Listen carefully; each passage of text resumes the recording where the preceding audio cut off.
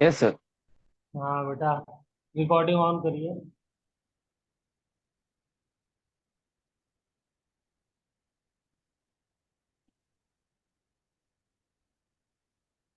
अब देखिए, मैं इसको इसका स्ट्रक्चर बना के आपको दिखाता हूँ, तब आएगा आपको मजा। हम्म सबसे पहले ये स्क्वायर ब्रैकेट में जो मॉलिक्यूल है इसका बनाते हैं। Cu, इसके साथ चार वाटर मॉलिक्यूल जुड़े हुए हैं, तो चार कोऑर्डिनेट बॉन्ड ऐसे बना दीजिए।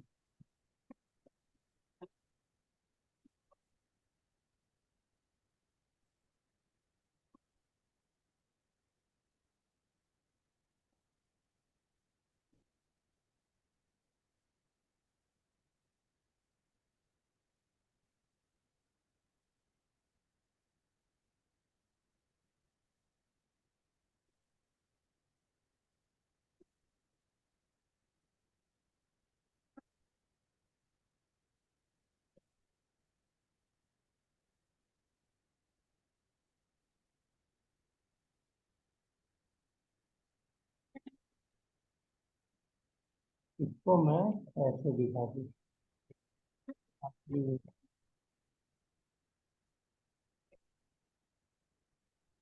कोऑर्डिनेट बॉन्ड कौन बनाएगा? ऑक्सीजन ही तो बनाएगा। उसी के पास तो लोन पेयर होता है डोनेट करने के लिए। Yes sir. बेटा, ये ज्योमेट्री बता सकते हैं कौन सी है?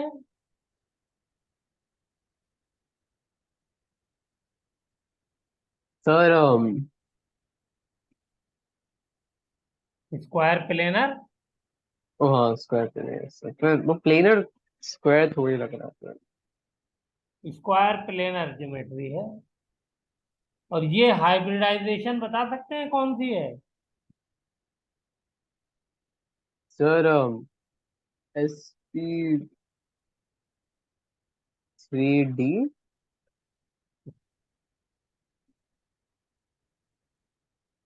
ये sp3d तो बेटा ट्राइगोनल नहीं नहीं नहीं। बाई पिरामिडल होती है। ये है DSP2। ये आपने हाइब्रिडाइजेशन नहीं पढ़ी है। ये डी आप एस पी टू। टू, हाँ, इसमें डी ऑर्बिटल पहला इन्वॉल्व होता है, इसलिए ये ऐसा कैसे पहले डी सर? लिखा जाता है। ये हम लोग कोऑर्डिनेशन केमिस्ट्री में पढ़ेंगे नेक्स्ट ईयर, लेकिन इसका इंट्रोडक्शन मैंने यहीं करा दिया है। ठीक है, चलिए अब देखिए, नेक्स्ट है ये हमारा वाटर मॉलिक्यूल, वो यहाँ पर है। फिर नेक्स्ट है सल्फेट मॉलिक्यूल, SO4। ओ ओ ओ ओ ये है। इसकी हाइब्रिडाइजेशन बेटा क्या होती है? Sir SP3। sp3। अब देखिए, यहाँ पर बता सकते हैं मुझे कितने टाइप की बॉन्डिंग हो रही है यहाँ पे, और कितने टाइप के बॉन्ड हैं, खाली ये बता दीजिए इसके अंदर मुझे। सर कितने टाइप के बॉन्ड है सर? दो हाँ, टाइप के बॉन्ड है। है बेटा। अ, पता नहीं सर। दो टाइप। कोशिश करिए, ट्राई करिए, दो से ज्यादा है।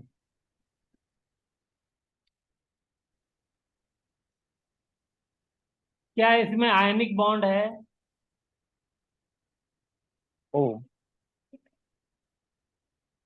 हाँ। अच्छा, किस वैसे वे में। अच्छा, ओके ओके। किसके किसके बीच में? सर सल्फर और ऑक्सीजन। सल्फर और ऑक्सीजन के बीच में आयनिक बॉन्ड कहाँ है? ये नहीं तो नहीं नहीं। कोवलेंट बॉन्ड है। हाँ, एक मिनट।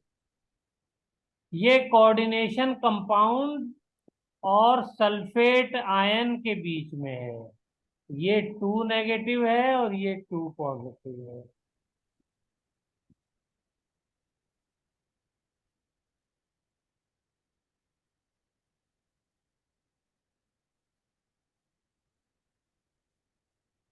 तो yes, ionic bond is yes. There. दूसरा, क्या कोवेलेंट बॉन्ड है? यस, वो तो बॉन्ड ही बॉन्ड है। वो कोवेलेंट में कौन कौन से हैं? सिग्मा भी है, पाई भी है। Yes double bond. ठीक है ना? यस पाई में और सिग्मा में कौन कौन से हैं? पाई बताइए। सर, पाई में है डबल बॉन्ड्स।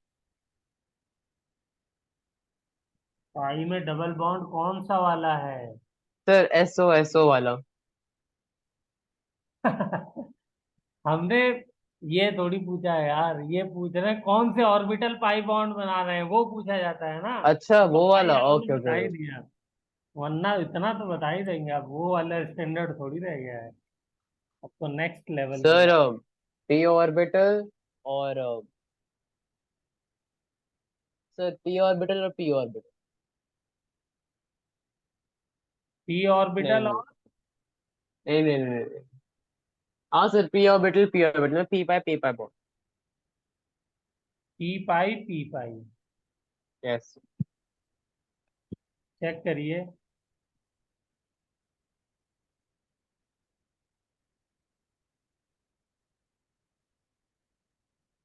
ओ, P pi D pi, sorry sorry. P pi D pi. 3s, 3p, 3d। तो एस में कितने हैं? 2। पी में कितने हैं? यस। 4। हम्म। Yes sir. तो बॉन्ड कितने बना रहा है ये? 6। तो कितने ऑर्बिटल चाहिए? 6 ही चाहिए। तो क्या करना पड़ेगा? 4 तो यहाँ से मिल रहे हैं, 2 इलेक्ट्रॉन जंप कराने पड़ेंगे। तो क्या हो जाएगा? 3s1। बोलो बेटा। Yes sir. और 3p3 और 3d2। ये 6 हो गए। ये वाले तो सारे सिग्मा बॉन्ड बनाने में काम आ जाएंगे और ये वाला पाई बॉन्ड बनाने में काम आएगा। Yes sir. और स्ट्रक्चर बना के दिखाऊं या समझ गए हैं? समझ गया सर, समझ गया। ये एस ऑर्बिटल है। कभी कभी मुझे डाउट होने लगता है कि आप नहीं सर, पी बाई डी पाई। तकल्लुफ में है तकलीफ, इसलिए तकल्लुफ नहीं करना है। तो ये 2 ऑर्बिटल, तो ये तो सिग्मा बना रहे हैं, sp3 हाइब्रिडाइजेशन हो गई। ये वाला जो है यस सर। बना रहा है पाई। तो ये जो ऑक्सीजन के साथ जो बना रहा है, ऑक्सीजन के पास तो पी ऑर्बिटल है, इसका हो गया डी। तो जो ये बनेगा बॉन्ड वो पी पाई डी पाई बने। P by D pi. तो this is P pi D pi. कभी कभी तो गिनती पूछ लेता है, how many P pi D pi bonds are there. और सिग्मा बताइए कितनी तरीके के हैं? सर, सिग्मा है,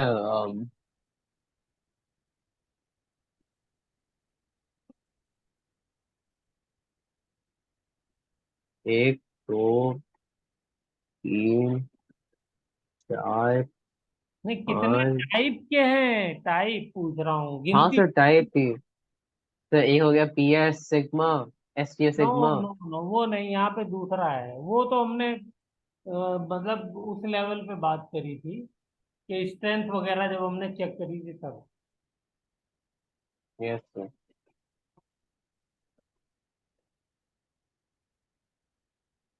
इस तरीके से सिग्मा हो गया।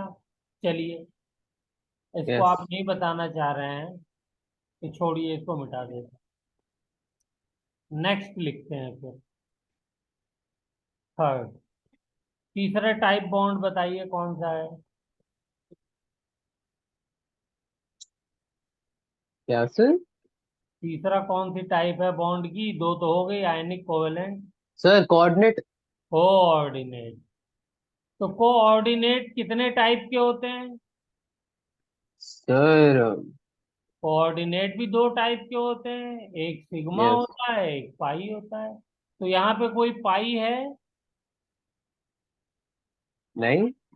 कोई पाई नहीं है, यस। पाई तो जब बनेगा ना, जब कहीं पे सिग्मा होगा, फिर कोऑर्डिनेट बॉन्ड की वजह से बॉन्ड बनता है, तो पाई कोऑर्डिनेट बॉन्ड कहलाता है। तो यहाँ पे जितने कोऑर्डिनेट बन रहे हैं वो कौन सी कैटेगरी में आएंगे? सिग्मा वाली सर कैटेगरी में, sigma one. Four sigma coordinate. ये वाला मैं यस सर। एक्चुअली यहाँ पे लिखवाना चाह रहा था, लेकिन फिर मुझे लगा कि अलग से ही बता दूं। ठीक है, यहाँ तक बेटा यस कोई sir. Doubt? No. No sir. चलिए चौथा, क्या यहाँ हाइड्रोजन बॉन्डिंग है? सर सारी कहानी तो हाइड्रोजन बॉन्डिंग की ही पढ़ रहे हैं अभी तक। होगी सर। ये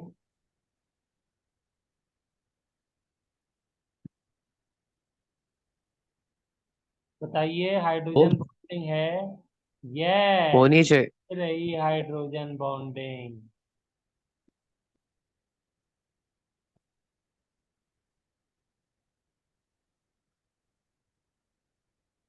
देख रहे हैं कितना इंपॉर्टेंट स्ट्रक्चर है, कितनी सारी बॉन्डिंग है, किस तरीके से यस। एग्जिस्ट करती हैं।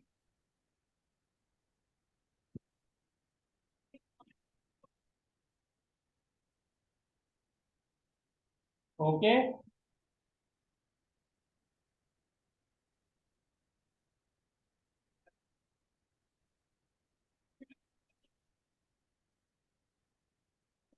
ठीक है बेटा, आगे चलें। हाँ सर, हाँ सर। चलिए, तो हाइड्रोजन बॉन्डिंग भी है।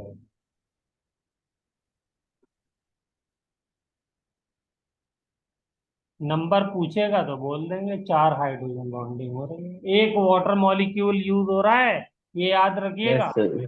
जो चारों को बांधे हुए है। मतलब कैटायन आयन दोनों को आपस में इकट्ठा किए हुए। अच्छा, इसका एक रिएक्शन बहुत इंपॉर्टेंट है, वो भी लिख देता हूं मैं। क्या है? कि जब मैं इस ब्लू विट्रियोल को CuSO4 5H2O इसे हीट करता हूँ, तो फर्स्ट स्टेप में इसमें से दो वाटर मॉलिक्यूल निकलते हैं हीट करने से। वो दो वाटर मॉलिक्यूल कौन से होते हैं? वो दो वाटर मॉलिक्यूल ये वाले होते हैं, ये फर्स्ट स्टेप में निकलेंगे। तो क्या बन जाएगा? CuSO4 3H2O। बोलो बेटा, ये क्लियर हुआ? यस। अलग अलग टेम्परेचर होता है, वो टेम्परेचर अभी याद नहीं आ रहा है, इसको चेक कर लीजिएगा, या मैं ही चेक करके यस। बताऊंगा। फिर और थोड़ा सा टेम्परेचर बढ़ा के इनकी बढ़ाइए और हीट करिए इसको, तो इसमें से दो वाटर मॉलिक्यूल और निकल जाएंगे। अब की बार कौन से निकलेंगे? अब की बार बाकी दो निकल जाएंगे, तो क्या हो जाएगा? CuSO4H2O। ठीक है बेटा, सेकंड स्टेप में ये वाले निकलेंगे। तो ये वाले सेकंड स्टेप में क्यों निकले, बता सकते हैं? सर क्योंकि यहाँ पे हाइड्रोजन बॉन्डिंग से भी बंधे हुए हैं ये, ओ अच्छा, मेक सेंस ऑफ इट। है ना। और फिर हमने और हीट किया इसको, हमें भी तो बीमारी है ना, हीट करते जाएंगे, तो एक वाटर मॉलिक्यूल जो बचा था वो भी निकल गया, और ये हो गया CuSO4। ये पांचवा वाला सबसे लास्ट में निकला, तो इसका रीजन बता सकते हैं सबसे लास्ट में ये क्यों निकला? सर सबसे लास्ट में लिखा सबसे टाइटली बाउंड वही था। हाँ, क्योंकि ये चार हाइड्रोजन बॉन्डिंग की वजह से सबसे टाइटली बॉन्डेड था। याद आया कि यस। दोनों अनायन और कटायन को जोड़ रहा है। हाँ। ठीक है। और उसके बाद भी अगर मैं हीट कर दूंगा इसको, तो क्या हो जाएगा? ये copper oxide plus sulphur try oxide में कन्वर्ट हो जाए।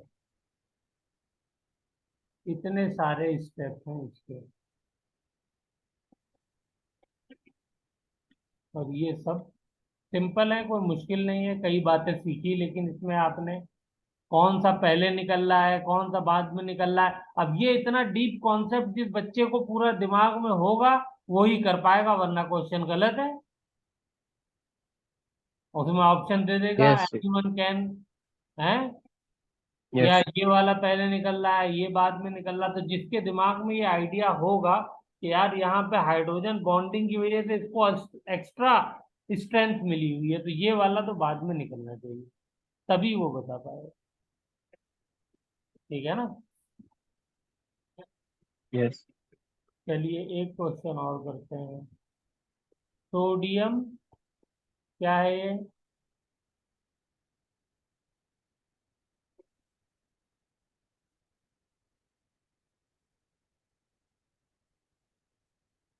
बोलो बेटा।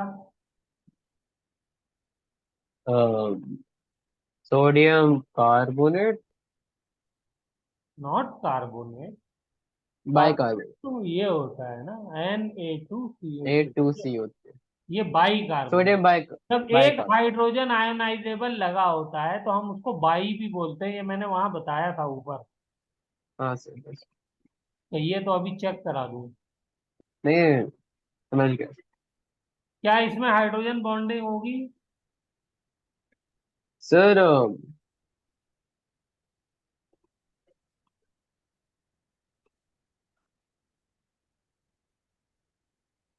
NaHC होते हैं। हम्म। यस होगी ना। इसका स्ट्रक्चर हाँ सर। कार्बोनेट का क्या होता है? यस सर, समझ में ई आ गया सर। हाँ। O negative double bond O H. तो ओ एच है, तो अगला वाला कनेक्ट हो जाएगा किससे? O negative C double bond O O H, फिर अगला कनेक्ट हो जाएगा ओ नेगेटिव। और ये इस तरीके से बेटा बहुत लंबी चेन बना लेता है, एंड सो ऑन, लॉन्ग हाँ चेन। सर।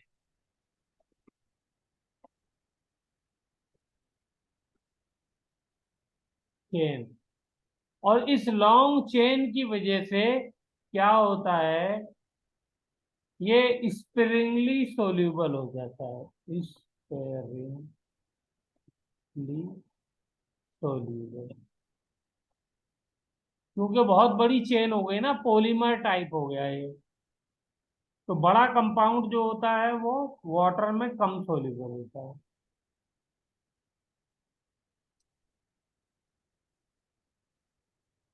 ठीक है।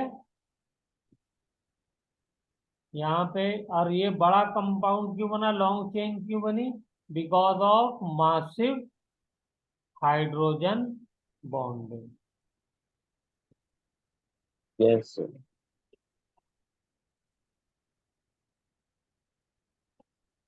वहीं पे अगर मैं आपको दूसरा कार्बोनेट दे दूं, कौन सा? Potassium carbonate, by carbonate, KHCl। या रुबीडियम बाई कार्बोनेट दे दूं, या सीजियम बाई कार्बोनेट दे दूं, तो ये जो होते हैं ये सोल्यूबल होते हैं। ये कम सोल्यूबल होता है, ये सोल्यूबल होता है। इसका रीजन क्या है? इसका रीजन ये है कि यहाँ पे मैसिव हाइड्रोजन बॉन्डिंग नहीं होती है, बल्कि क्या यस बनाते हैं, कॉम्पैक्ट हाइड्रोजन बॉन्ड।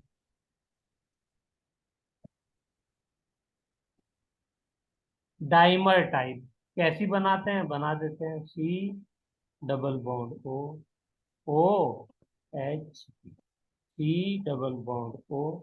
इधर क्या आएगा, ये बना दिया मैंने।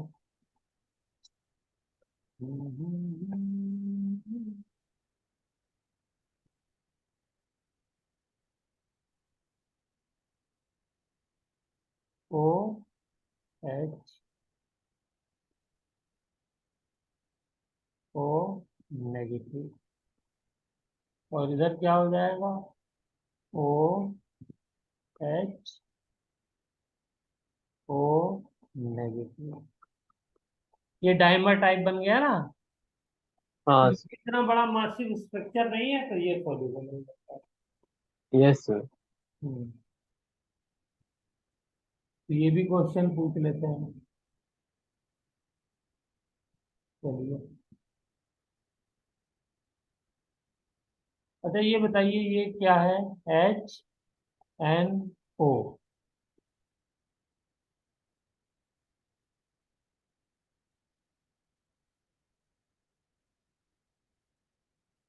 ये कौन सा कंपाउंड है बताइए। सर HNO तो सर किससे बना नाइट्रिक, है, एक मेरे को नाम बताया था, थिंक नाइट्रोक्सिल।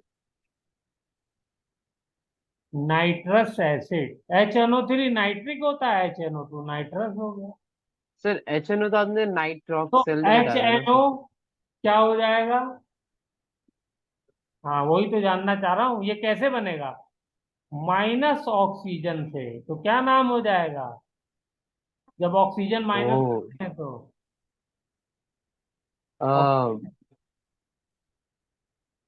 हाइपो, ओ हाँ, हाइपो नाइट के साथ। हाँ नाइट्रस एसिड,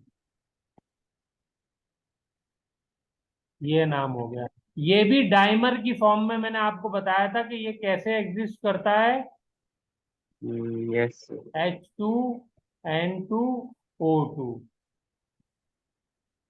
ठीक है ना। यस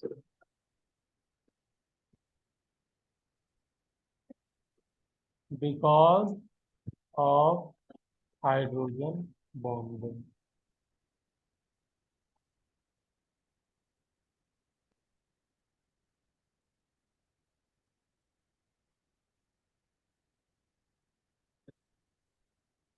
और इसकी एक फॉर्म ये भी एग्जिस्ट करती है, कौन सी, N double bond, NOH OH, एक लोन पेयर एक लोन पेयर।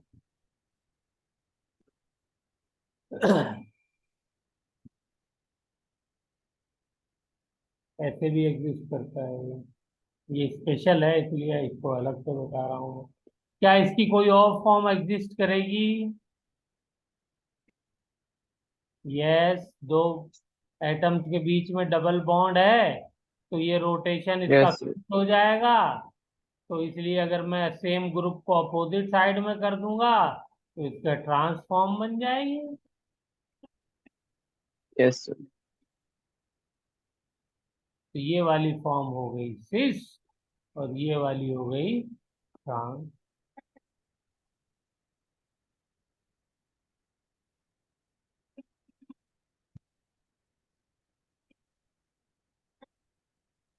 ठीक है बेटा,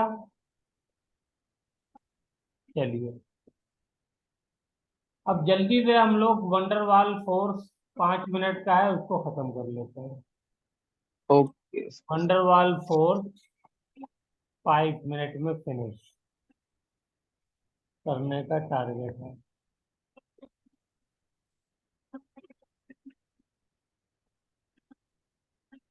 वंडरवाल फार्स फोर्स, पहले तो उसका नाम लिख लें, वेंडर वॉल फोर्स, इसको इंटर मॉलिक्यूलर फोर्स भी कहते हैं और शॉर्ट में VWF ये भी कहते हैं। तो कैसी होती है ये, कौन कौन सी होती है? पहली, फर्स्ट आयन डाइपोल, यानी एक आयन हो और दूसरा क्या हो? दूसरा डायपोल। डाइपोल हो। इधर वाला कौन सा पार्ट होना चाहिए? Negative part. हाँ यस। ये हो गई आयन डाइपोल, ये वंडरवाल फोर्स कहलाती है और इंटरमॉलिक्यूलर भी हो गई। बताइए ओके यहाँ सर। तक कोई प्रॉब्लम? नो दूसरा, प्रॉब्लम। तो सर फोर्स होते क्यों है सर? बेटा बिकॉज ऑफ चार्जेस फोर्स क्यों होगा? बिकॉज मेरे ऑफ, को तो ये इसीलिए आयोनिक बॉन्ड पे मॉलिक्यूल या डिफरेंस। तो करीब रहेंगे या दूर रहेंगे, एटम बाउंड होंगे या नहीं बाउंड होंगे। ये तो नेचर ने बना दिया है ऐसा कि अगर अपोजिट चार्जेस होंगे तो अट्रैक्ट करेंगे, सेम चार्जेस होंगे तो सर रिपेल करेंगे। हाँ हाँ, सर पूछ। पर फिर इसमें और आयोनिक बॉन्ड में डिफरेंस क्या होगा फिर? बेटा आयनिक में दोनों आयन है तो ज्यादा स्ट्रांग हो जाएगा, ये वाला थोड़ा कम होगा। ठीक है ना?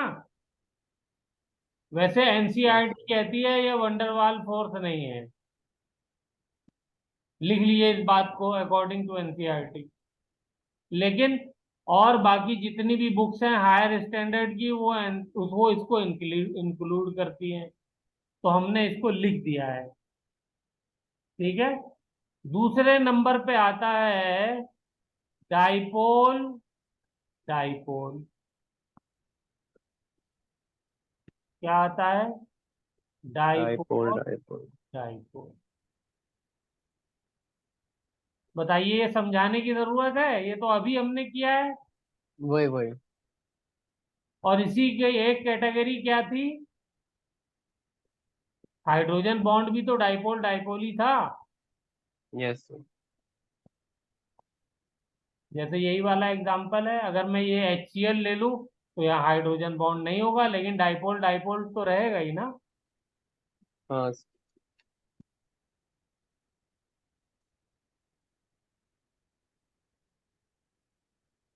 ये रहा डाइपोल डाइपोल। तीसरे नंबर पे क्या आएगा? तीसरे नंबर पे फिर आयन इंड्यूस्ड डाइपोल। ये नया वर्ड है, तो कोई बात नहीं, इंड्यूस्ड डाइपोल।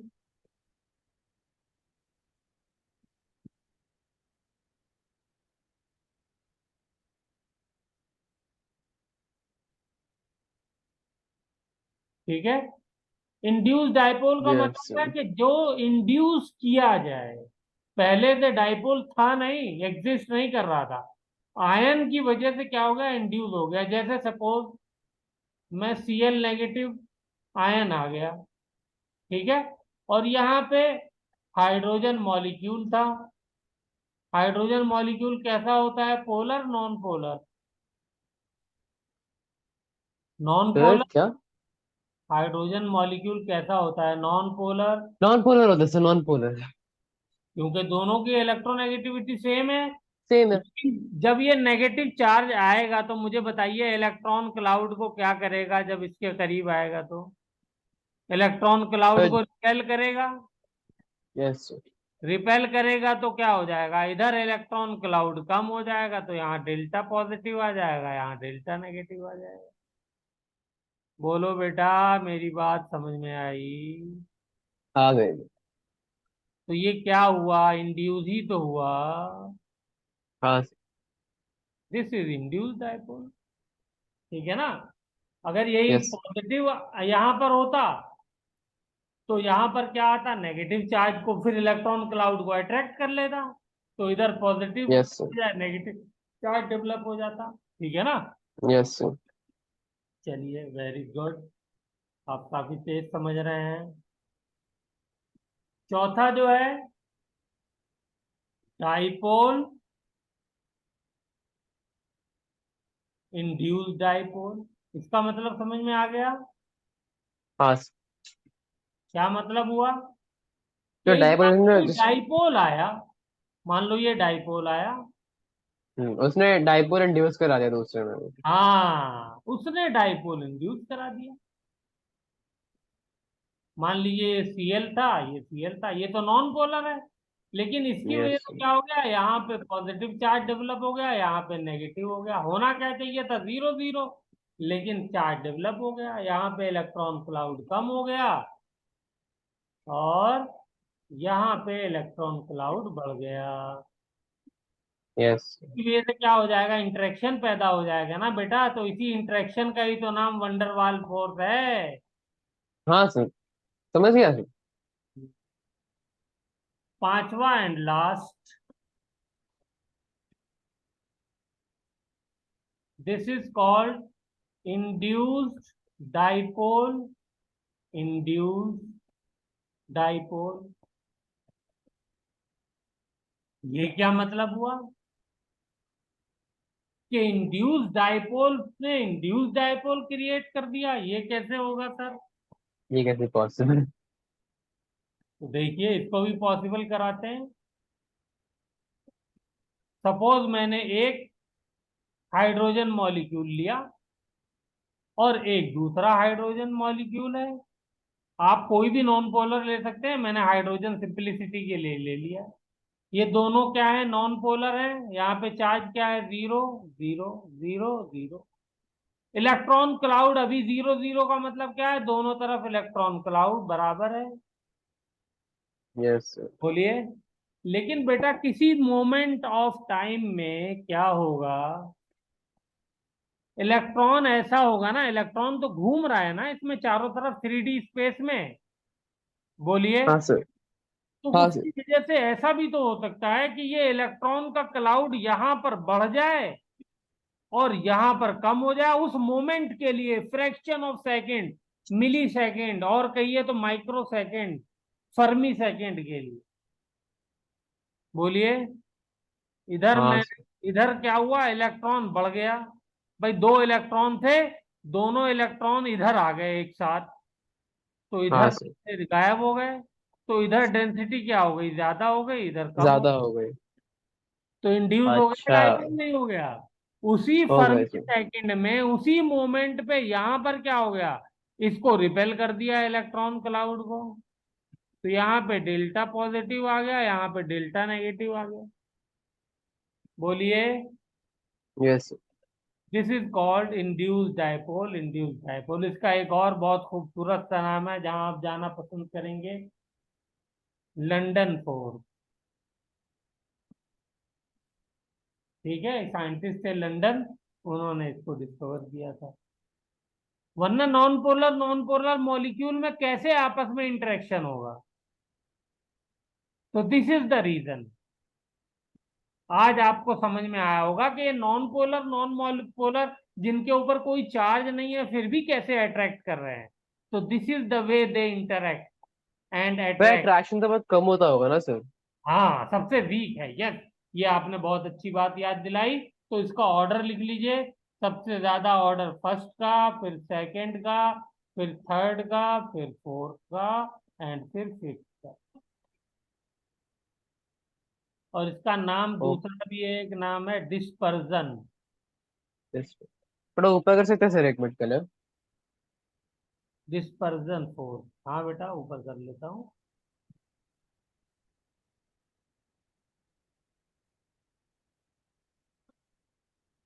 हाँ हो ये गया। डाइपोल, डाइपोल वाले को हम बोलते हैं, नहीं सॉरी, डाइपोल इंड्यूस डाइपोल, इसको बोलते हैं डिबाई। हम्म, डिबाई साहब याद है कौन है? हाँ सर, वो डायपोल मोमेंट की यूनिट। हाँ, इनके नाम से इसको डिबाई फोर्स भी रखा गया है। यस। अब डाइपोल, डाइपोल वाले को रखा गया है की सम। फोर्स।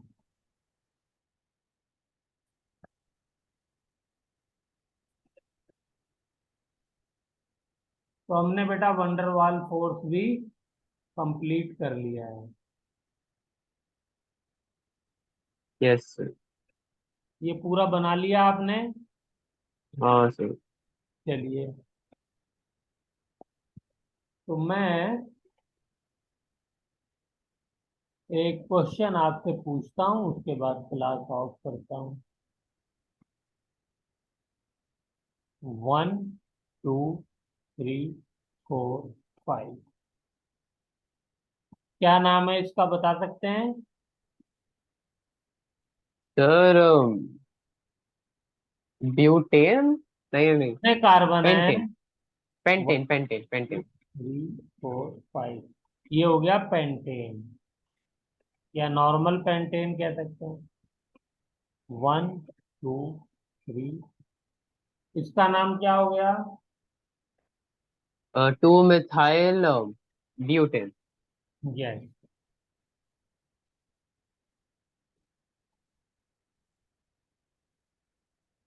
अच्छा, इसका मॉलिक्यूलर फॉर्मूला क्या है? C5H12 का 12। क्या है? सी C5H। फाइव एच ट्वेल्व तीसरा बनाता हूँ। 1 2 3 4 5, इसका क्या नाम है? 2 2 डाई मिथाइल प्रोपेन। प्रोपेन। इसका फॉर्मूला बताइए। C C five H two five H twelve अब इसमें मुझे बताइए मेल्टिंग पॉइंट बॉइलिंग पॉइंट का ऑर्डर। वंडरवाल फोर्स किस में ज्यादा होगा, उसी का मेल्टिंग पॉइंट बॉइलिंग पॉइंट ज्यादा होगा। ओके। तो देखिए, मैं बता देता हूँ, van der Waals force is directly proportional to molecular weight. इसके ऊपर मोलिकुलर वेट। जितना मॉलिक्यूलर वेट होगा उतना ही बड़ा साइज होगा। तो ये हम कह सकते हैं डायरेक्टली प्रोपोर्शनल टू साइज। तो यहाँ पे तो देखिए मॉलिक्यूलर वेट तीनों का बराबर है। तो यस सर। कोई जुगाड़ बता सकते हैं आप कि कैसे इनका बॉलिंग पॉइंट का ऑर्डर बताया जाए, या सेम है या अलग अलग है? ये हम्म इसका जुगाड़ है। क्या जुगाड़ है सर? इसका जुगाड़ ये है कि ये देखिए, और ये देखिए, और ये देखिए, कुछ समझ में आया? इसका नहीं। साइज देखिए कितना बड़ा है पेंटेन का, और 2 मिथाइल ब्यूटेन का छोटा हो गया, ओ और हाँ। डाई मिथाइल का और छोटा हो गया। तो साइज जो है वो सिर्फ मॉलिक्यूलर वेट पे डिपेंड नहीं करता, वो ब्रांचिंग पे भी डिपेंड करता है। अगर same okay sir. Molecular weight है तो ब्रांचिंग है, तो क्या हो जाएगा? Yes sir. तो इस केस में सबसे ज्यादा इसका, फिर इसका, और फिर इसका। ठीक है ना? हम्म। मैं क्या कह सकता ओके हूँ? सर। और इनवर्सली प्रोपोर्शनल टू ब्रांचिंग। जितनी ज्यादा ब्रांचिंग होगी उतना ही वंडरवाल फोर्स कम हो जाएगा, क्योंकि एरिया कम मिलेगा ना बेटा आपस में इंटरेक्ट यस करने सर। के लिए। भाई ये देखिए, एक मॉलिक्यूल तो ये है, दूसरा ये है,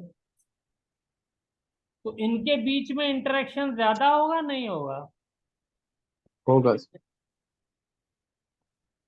ये रहा। और दूसरे में ये मॉलिक्यूल है,